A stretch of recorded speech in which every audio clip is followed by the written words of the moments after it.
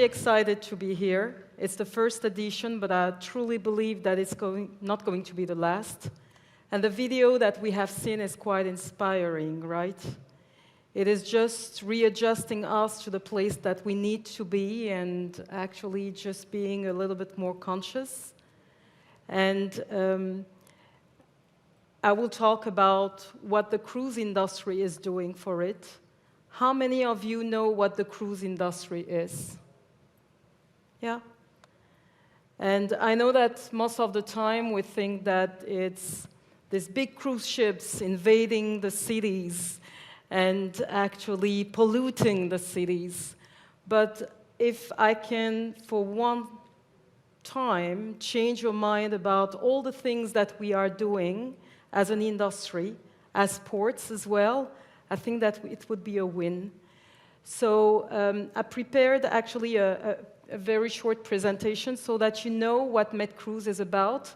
Yes, I have two hats. I'm the president of a beautiful association called MedCruise, which is the largest port association of the world. It represents many ports together, and I will come to it. And at the same time, I'm the chief port officer of a port located in Turkey, in Istanbul, and I'm managing a port which is under the ground, which has been built under the ground so that we can bring the community and the cruise activities together. So it's going to be quite inspiring to talk about it all together today. So if you want to meet the largest cruise port association, these little orange dots are showing all the member ports of this beautiful association, which was founded in '96, and actually in Rome in '96 by 16 visionary ports who wanted just to be together because competition is not what is fueling us. We are coming together to be better and to serve better the passengers and the crew coming to our ports. So in numbers, we're talking about 152 ports from 22 countries, 3 continents, and 54 associate members. Who these associate members are? These are actually tourism boards, airlines. Anybody supporting the growth of the industry are welcome in our associations. And I wanted to show you that 11 are EU and 11 are non-EU, so it's a beautiful balance, which is just showing how our diversity is making really our strength. And if we want to look at the numbers, I love numbers, the cruise industry is sailing all around the globe, from actually the Med, where we are, to Antarctica, or actually in various areas. And the Caribbean is the most popular place in our industry, followed by the Mediterranean and the Canary Islands, where we are. And when we're looking at the numbers, this association is handling millions of passengers in all these 152 ports. Of course, there has been a curve down in 2020 and 2021, but we are just regaining, actually, the traffic that we left in 2019. And we will pass about 33 million passengers per year. And we're just growing a little faster, which is bringing us to challenges as well that I will be discussing, of course. So I wanted to show you how the traffic is dispatched in a year. Of course, the most of our traffic, 15%, 12% are mostly in summertime. But we have started having actually some ships and some passengers coming to our destination from the Atlantic Ocean to actually Saudi Arabia, to the actually Northern African ports, as far as in January, February, in December. So from a seasonal industry, we have started expanding our traffic all year long. And when we're looking at this graph, I'm going to guide you through, but most of the calls, 75% of the passengers are coming in the Western Med area, where actually we are again. 12%, a little bit more than 12% is in the Adriatic area, whereas, again, about 12% are in the Eastern Med. Of course, we are totally affected by whatever happens around the globe, whether it is actually natural disasters, geopolitical issues. Everything is affecting us because fundamentally we are an industry which is a human industry. So it's immediately impacting our traffic. As you can see from the Black Sea, unfortunately, since the Crimean War in 14, which has been doubled by the war in Ukraine in the 24th of February 2022, our friends in the Black Sea are almost at zero call. And what we did is just to ask how our ports were doing at the first 6 months of 2023. And we can see here that actually it's really impressive to see that some of the ports have 2 digits increase in their passenger flow, or some are just exceeding the pre-pandemic. So Cadiz has 14% more ship calls coming to their port. Lisbon is 42% more passengers compared to last year for the first 6 months. Madeira is, in terms of passenger, there are more passengers coming. Marseille, same, it's 143%. Tarragona, where we will have our next General Assembly in next June, has 55% increase. Tenerife, 99%. Valencia, like I said, is much better. And the Western Sicilian Sea has 118% increase in the passenger flow. When we're just moving to the Adriatic and the Eastern Mediterranean, it's even bolder, it's even crowded. Cruise Saudi, which is a new emerging market in the industry, has about 3-fold increase in the passenger flow. Taranto, 32%. Galata Port Istanbul, my port, has 103% increase. Thessaloniki has triple-digit growth. Heraklion, 33%. Šibenik, 115%, where we are going to organize another event in 2025. And Piraeus, 66%. When we're looking at the dispatch in the countries, we can see the top 7 countries, preferred countries in our region. So we have Italy, followed up really tightly by Spain, France, Greece, and then Portugal, Croatia, and Turkey, which are really the most popular destination for our passengers in MedCruise. And when we're looking at the fleet and the order book, which means the order book is the ships which are right now built up to serve the cruise passenger and the crew in the future. There are 77 ships in the pipeline, which will be coming in service, and about 30% of them will have alternative fuels. And for us, it's really important. Expedition is something which is developing in a very fast manner. About 17% of the ships are going to be expedition ships. 49% are actually new ships, but they are adapting in a very quick manner in the new era. And 5% are in the Chinese market. The Chinese market has a kind of pause, I would say, after the pandemic, but this is generally more or less the outlook of the fleet that our ports will be serving in the near future. And for us, as ports, we created MedCruise so that we could just learn from each other, that we can merge our forces, that we can just have best practices.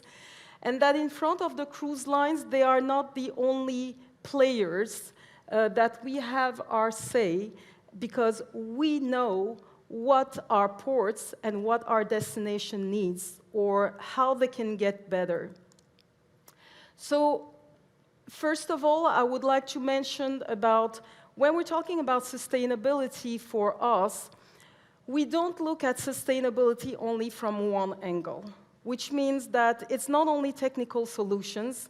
Yes, we are going to be ready for 30% of the ports for the next 5 years to be ready to serve LNG ships or give supply shore power to the ports.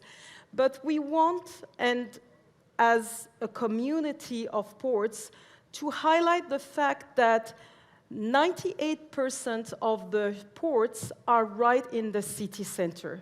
What does it mean? It means that we are hand in hand with the archaeological beauties and the historical texture, and that actually doing millions of investment in some of the ports, it's not the solution. Moreover, 37% of our ports are islands. And actually, some of the ships don't necessarily need to give actually shore power in their destination. So doing this type of investment, it's quite, we need to be careful, like actually our friends from Montreal discussed this morning in their panel. So we want to also highlight the social, and I wanted to be, as soon as I was elected as the president of this beautiful association, along with the 12 board members, to have a more holistic approach to sustainability and to redefine what sustainability is. It's used everywhere, but we want just to prove that there are other ways of being eco-conscious and protect our planet as well. So the human side is really important for us, and we kept on talking about passengers, but we wanted also to highlight the fact that the crew members working on board the ship were really important. If we have been able to come over the pandemic period, it's thanks to the crew members who stayed on board, far away from their families, so we owe to give them something. And what we're doing is just to give them, of course, free Wi-Fi, so that they can be in touch with their families. They are sometimes 6 months or 8 months without seeing their families, and FaceTime is crucial for them. We are giving them some incentives where actually they can come and have some health care in our ports. They can go in the archaeological places transported by buses supplied by our ports. We are also giving them some discounts in the shops that are located in the port, like Galata Port Istanbul. There are 200 boutiques and restaurants, so they have special incentives. So the crew members are really important for the activity because they are the first ambassador of a destination. If a crew member says, this is not a nice place, the passengers won't disembark, or they won't like to go and discover the port or the destination.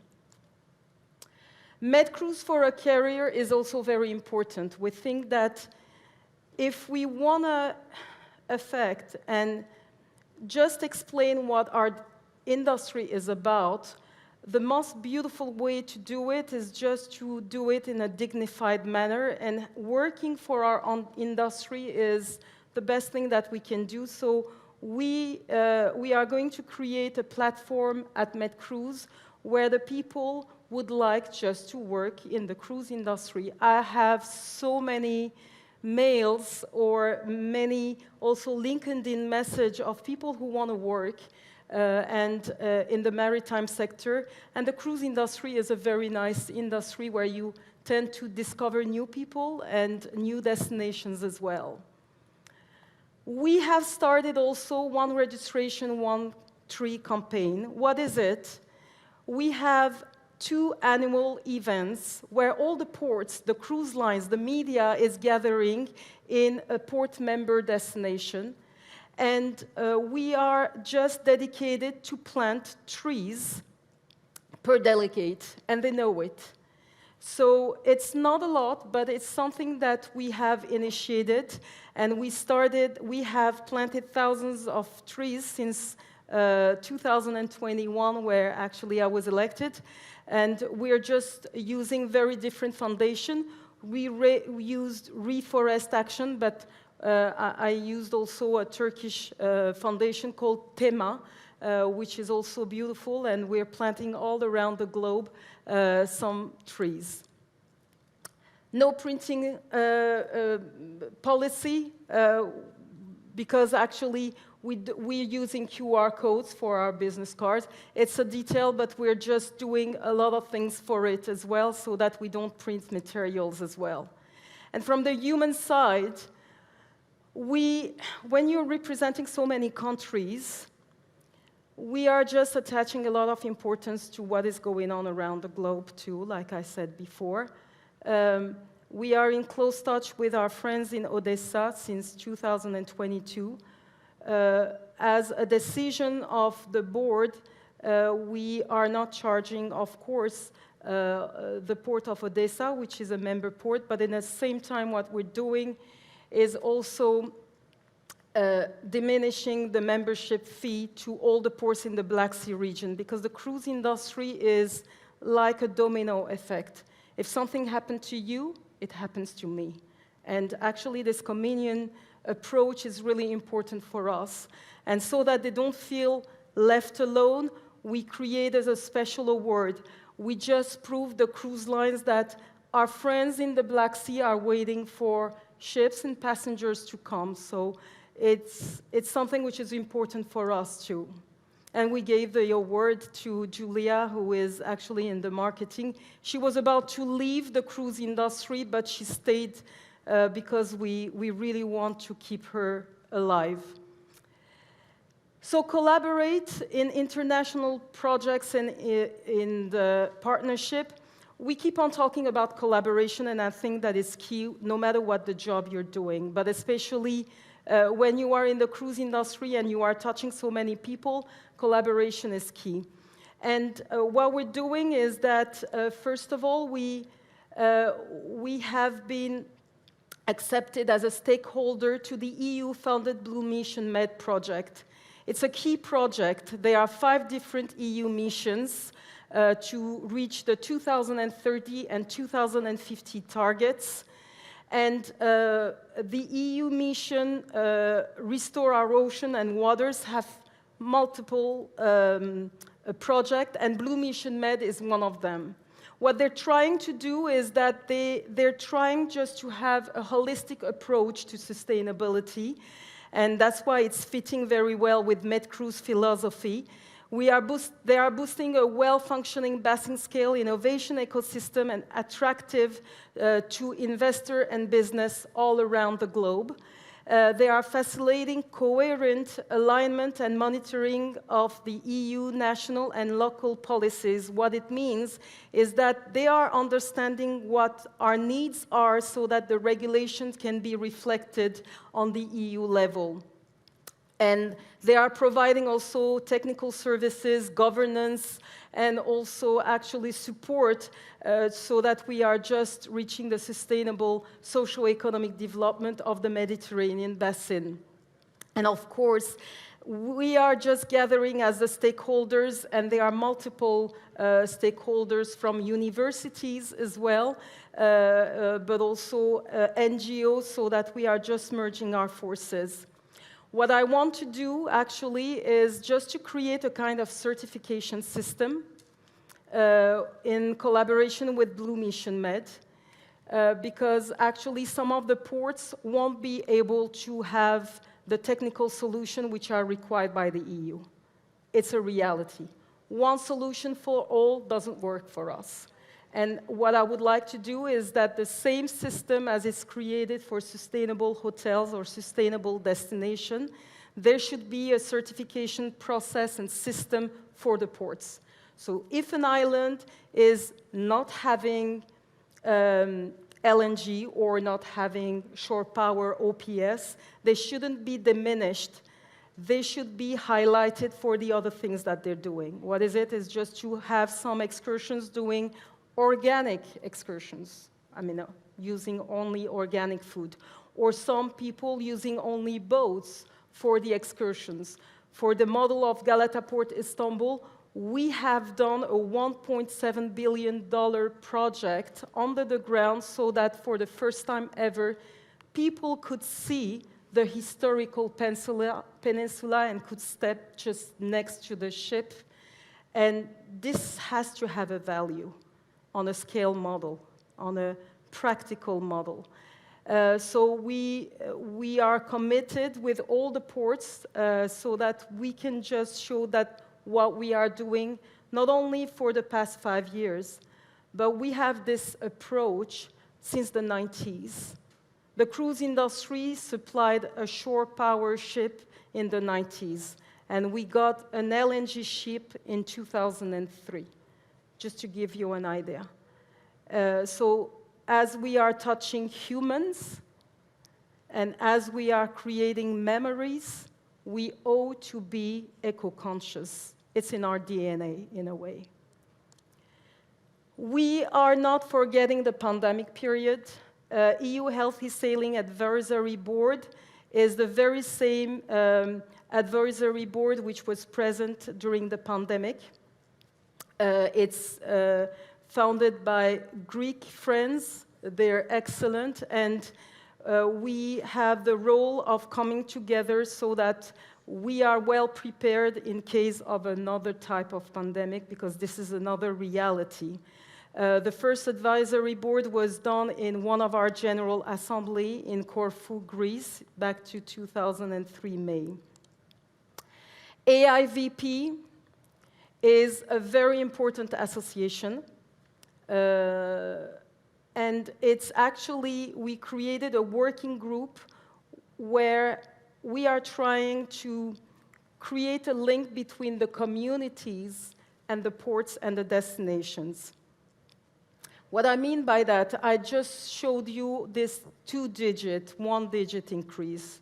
It might be quite exhilarating for our business model, but we are thinking, and we have to care also about the communities so that they are not feeling invaded, in a way. So we are finding key solutions, concrete solutions to protect the communities. Because if the ships are coming, it's not to see our terminal. If they're coming to our port, it's just an access point. So what we're doing is that we're working with the cruise lines so that they are not coming all the same day. There's a next day which is totally empty, but they might not know it. So we're working hand in hand with the itinerary planners who are deciding about which ship is going to go where. The crew membership system that we are developing with our Vice President, Mr. Lorenzo, from MedCruise, is key as well, because the crew members are important just to be the bridge between the passengers and the community as well. There are ties which are built up that way.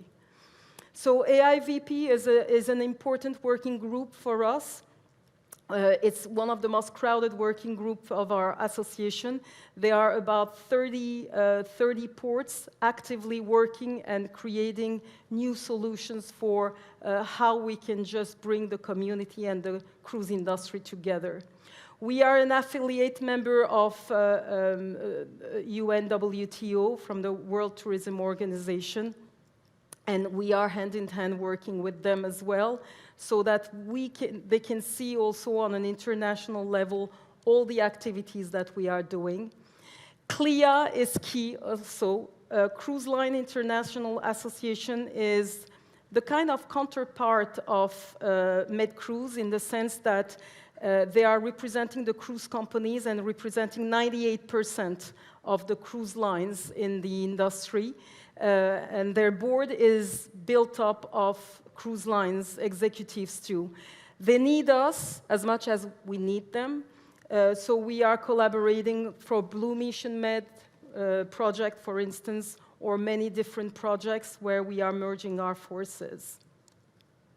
Safe soil is really important. You know, we're talking about water, but we have to keep in mind that our soil is degrading, and that in 50, 60 years' time, the soil quality would just diminish by 40%.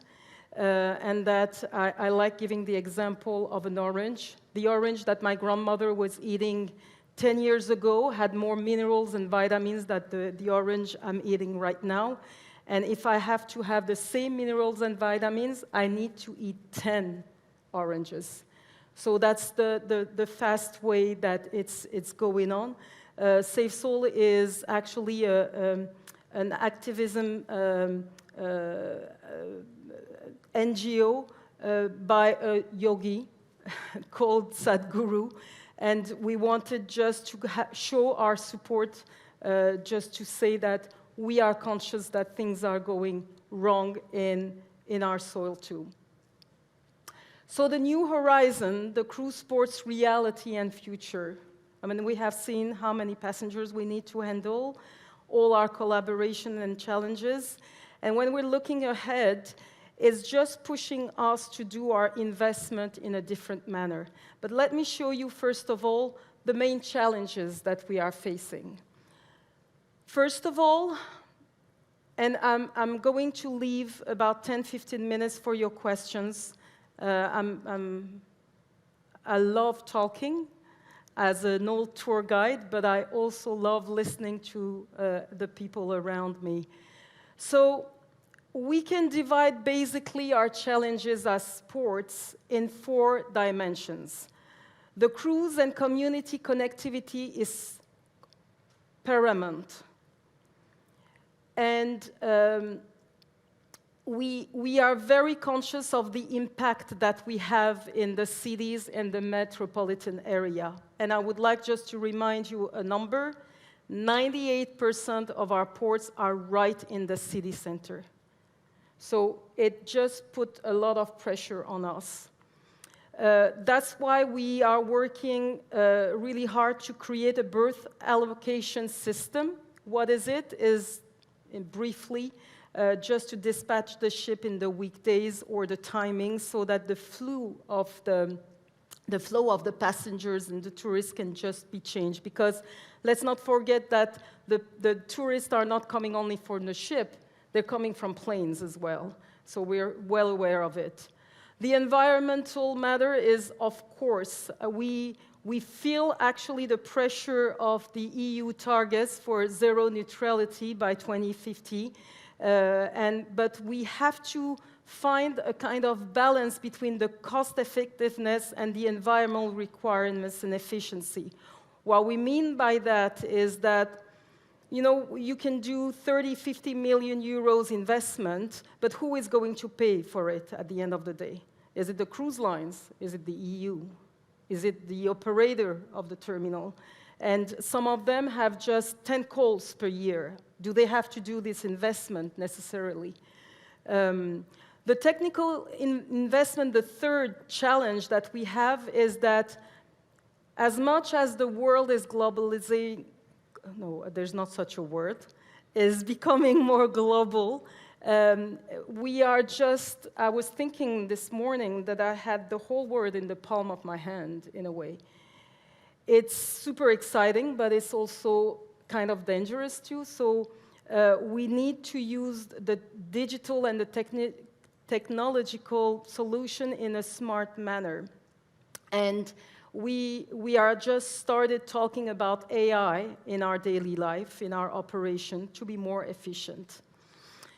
And the fourth is the destination marketing and the visa requirement. That might be minimum for us right now, but for emerging destination in the Eastern Mediterranean area and the new EU regulation, EU border regulation, the visa and the whole process has become a very crucial point. And all these challenges are shaping away the way we are doing investment, which is just bringing me to this slide, where you can see 4 types of investment that our ports are conducting. The number 2 is the terminal and pier. I mean, the regular one that you are seeing all around. It's just a new pier, a new fender, a new bollard, a new terminal building. And you can see on the right-hand side the ports which are doing these investments, which will be in the next years. But we moved actually to a new system where actually we are creating a technological and environmental investment. And it goes for about 40% of our ports, which will be OPS, supplying, etc. And you can see on the left-hand side all the ports who will have actually these new technologies. What I mean by complex and waterfront, it's really interesting the way it has changed. In the mean that in the past, the passengers were passing by a terminal, taking a bus, and just going to the archaeological site. Right now, the lines are not that clear. It's blurred. And when the passengers are entering in the port, they feel like being an extension of the city. And that's what Taranto is doing, that's what Tenerife, that's what my port, Galata Port Istanbul, is doing. Cruise Saudi or Haifa wants to create also this type of system, an ecosystem where actually there are museums, bars, restaurants, so it's changing too. And the digitalization is what I mentioned about, and Madeira, Heraklion, Galata Port as well is just investing a lot about it. So as you can see, we are not approaching sustainability from one angle, but in a holistic and a complete manner. At least we're trying. And that's why we're coming to this type of platform so that we can just learn about other industries and we can just implement it to our ports as well.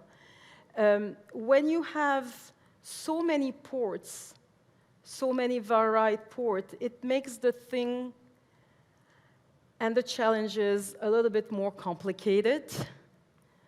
But actually, thanks to association like MedCruise, it makes things easier, more comforting, and I think, and I'm a strong believer that our diversity is really making our strength. So, I would like just to leave the floor to your questions, if you have questions or if you would like to know more about this association. This is a beautiful picture which was taken in Malaga back to 2022. We're organizing twice a year some general assemblies where we are doing networking, discussions, B2B meetings, like actually speed dating, 10 minutes just to discuss about our ports. So I would like just to leave this 10 minutes to your questions. And I would like to truly thank you for listening to me and thank the organizer for inviting us. Thank you very much. Thank you. Thank you so much. Any questions? The lights are on. No one? Yes, we have one.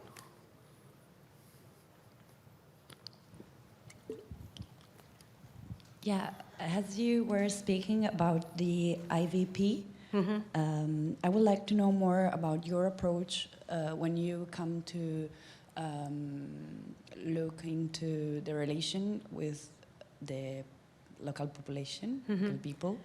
Like if you ever have, for example, interview or made any workshop to know more about their perspective. For example, we are Eco-Union, we're based in Barcelona. We have been experiencing lately the critical moments for the ports in Tarragona, where they were manifesting against the extension of the port cruise. So I just want to know more about your vision on it. Well, thank you. Thank you very much. Your name is? Julia. Julia. Thank you for the question, Julia. I think that the pandemic has been a wake-up call for most of the ports because in the past we tend to do our business without being really in touch with the when I'm saying community, I'm talking about the municipality and anybody who is just involved, the tourism board, etc. So it pushed us just to have a dialogue, and the dialogue has opened post-pandemic. In some cities, for instance, like Dubrovnik, we realized that Dubrovnik the people didn't want to have actually so many cruise passengers. So we found a solution by putting a cap. They don't allow 1 million passenger and one passenger. Their maximum is 1 million, and per day it's 5,000 passengers. And everybody find its solution by creating these dialogues via AIVP, via MedCruise as well, where we are reaching out different NGOs, different municipalities, tourism board, chamber of commerce as well. So it's just like the fluid of dialogue has opened up a kind of way of listening to each other and finding solutions. So Dubrovnik is one example. We cannot say, and I cannot say from my shoes, that the solution for Barcelona is this, but every single destination needs to create a dialogue to understand what the people need. So, and the pandemic has been a wake-up call for all of us. You're welcome. Other questions? Yes, behind you, I guess we have one more.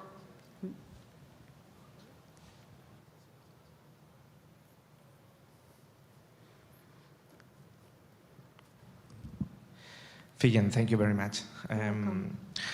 You suggest that the number of passengers has decreased in our part of the Mediterranean. And we have two questions. How do you see the development of cruise tourism in Spain, and more specifically in Andalusia? And second, what are the main threats or inconvenients to these tourism in this moment? So the first question about the Spanish ports, how I'm seeing the outlook, I have to say that the Spanish ports have been one of the most proactive ports within the association. How they work, it's a model, I think, which should be multiplied by all the countries. And I talked about it in Madrid with the president of Puerto de Estados.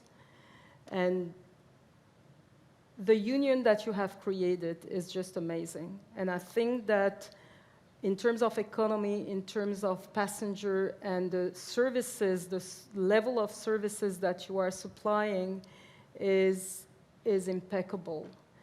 And again, the most important thing is that the dialogue that you have created between the ports is phenomenal.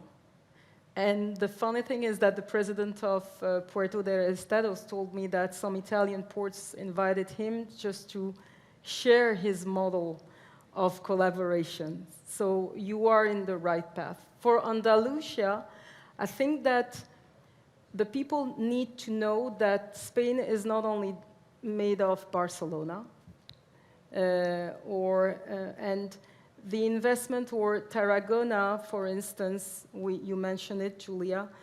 Tarragona has done a new investment in its terminal. We are going to be together in June 2024. And this type of gatherings are really important for developing really the destinations. And we won't be tired of explaining over and over the beauties that these destinations have. And I'm a fervent believer that Spain is not only developing in the cruise industry, but it will be in all the industries, in fashion, etc. So, and you're doing it in a conscious manner. If I continue, I'm going to move on here. I'm going to move in this country. I really love this country. The challenges that I'm seeing ahead, I'm a little bit we have started talking about AI, about technology, but I think that it's just putting a shade on our human contact, which is not in line with the value of being together and talking together. So this is fundamentally what is just putting a big question mark in my head. I'm very much for technology, development, but what is the limit? This I don't know, and it's just a big question mark in my head. Sustainability, I think that this word is used up and down, etc. And as an industry, as ports, we need to redefine what it means for us. And we have to advocate the fact that we love our destination. These destinations are not only pier, finger pier, or a line pier. It's the place where we were born, it's the place where we got married, it's the place where we had our child, and we want to share it with everyone. And this is the way we are approaching the business, but the people don't know it yet.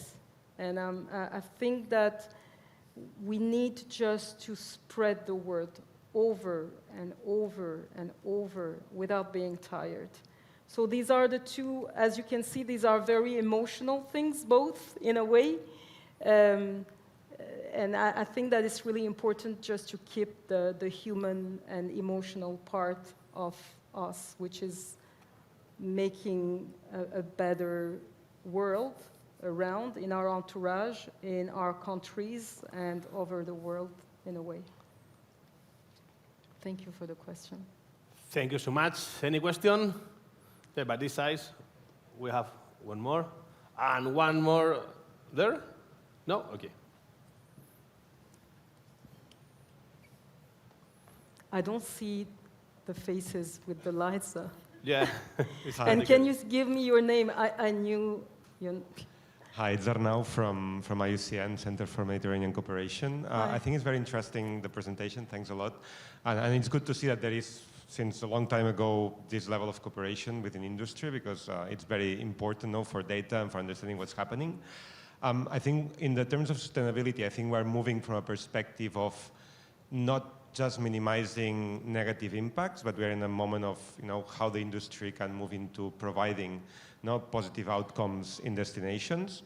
And as we know, cruises are generally, in terms of positive impacts, generally have lots of positive impacts for ports, but not so clear positive impacts in cities or the places visited. So I was wondering, at the Mediterranean level, given the challenges in terms, especially in environmental and social issues, if there is any perspective, on that could, with taxation and maybe other kind of initiatives to ensure that there is this kind of positive outcomes from cruise tourism. Well, thank you for the question, because it's deepening the matter in a way. First of all, I think that to be able, we need to have a clear understanding of the impact that we have. And I don't want to see, we are working actively with different associations that we mentioned, like CLIA, Cruise Europe, or Cruise Baltic, which are all associations according to the regions. And even FCCA, which is for the Caribbean. We want to know clearly what the impact in terms of emission that a ship is doing. There has been so many unclear information, like one ship makes 50,000 cars or 40,000, it's 30,000, and we don't know it yet. We want to have, and we gather together to have a professional understanding and a clear understanding. If it's doing 50,000 cars, we want to know it, us, as the stakeholders and the player of this industry, so that we can adapt. But right now, there's not a clear understanding, I have to say honestly. And that's why maybe we're late for it, I have to say. to put the blame on us. But we want to really understand the impact. It has to be done, and we conducted a lot of studies and workshops as well. Is it like a hotel, or is it like a plane, or is it? So we need just to define it. We hope we sign up an agreement between CLIA, Cruise Europe, and all the association I told you about. So I think that within next year, we'll have a clear understanding, and we'll announce to the world that a 3,000 passenger ship has that much impact. First of all, let's start from there. And then we'll take our precaution, continue to take our precautions, and just dedicate in some places more than others. You're welcome. Thank you so much. We have one more question more. Yes, there. Gracias.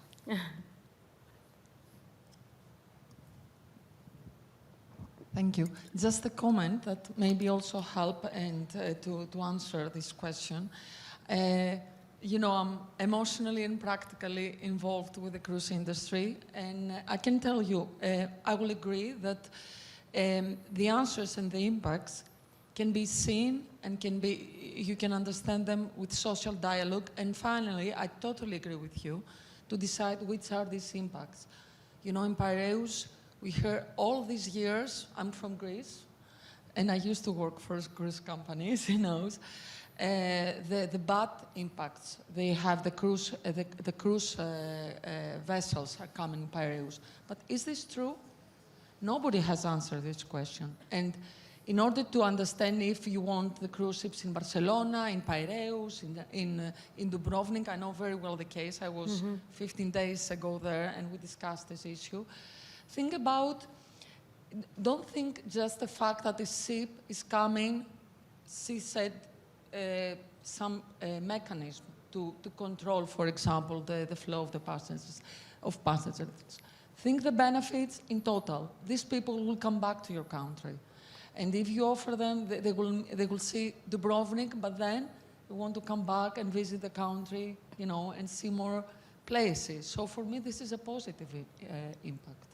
If they go to Barcelona, then they will go and would like to visit the rest of the country, more places close to Barcelona. So for me, okay, maybe I'm not objective. I love the cruise industry. Bad things and good things are in every sector, so we have to think twice before we say no to cruise ships or... Yeah, and to reinforce and reply to your question, that was really interesting when we were invited by Blue Mission Med to Palermo and discussed with the president of the EU mission Restore Oceans and Waters. He didn't have any idea. I mean, the crowd didn't know anything about the cruise industry. And when I told them that there are 400 ships in the market, 400, and that they are not all of them big-size ships, that they are small ships, like yacht, with 150 passengers. There are some expedition ships, like we said, I mean, which are making quite, 17% is quite a lot. And that we have been advocating and doing so many regulations without having the pressure of the EU, without any targets. In the 90s, nobody dictated anything, but we already started discussing and trying to understand how we could do better. And there are so many social engagement activities by different companies. Royal, Disney, when they're going to this destination, it's not like we're going there to the archaeological sites and we're going back. So, I mean, it's a lot of details, but which needs to be in a clear and transparent manner. And then it will be our responsibility to spread the word so that they are not beating us, basically. I think we passed the time, but if you Yeah. have other questions, I'm For sure. more than happy this evening or later on to discuss with all of you. It would be a pleasure. Thank you so much.